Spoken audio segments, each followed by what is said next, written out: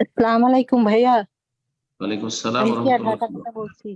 জি, আমি ঢাকা থেকে বলছি।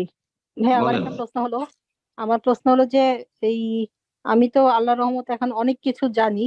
আমি প্রতিদিনই আপনাদের দার্স শুনি, শুনে শুনে শিখছি। কিন্তু কথা হলো যে আমি যেখানে থাকি, যেমন আমার বোনের জামাই, তো ওনারা অনেক সময় উল্টা পাল্টা কিছু করে বা উল্টা পাল্টা কিছু বলে, তখন আমি যখন বলতে যাই তর্কাতর্কি লেগে যায়।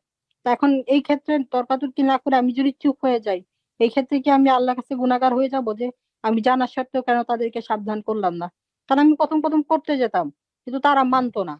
তারা উল্টা পাল্টা আমার উপরে এটা বলতো, না না এটা তুমি জানো না, তুমি কোত্থেকে শুনছো, তুমি কোথায়। তখন আমার হয়তো বলারই এটা থাকতো না, মানে মনে থাকতে পারতো না, কিন্তু আমি জানি এটা এমন, এটা এইভাবেই করতে হয়।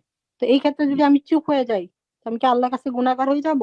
কিয়ামতের দিন উম, কি আল্লাহ আমাকে ধরবেন যে আমি কেন জানা বল-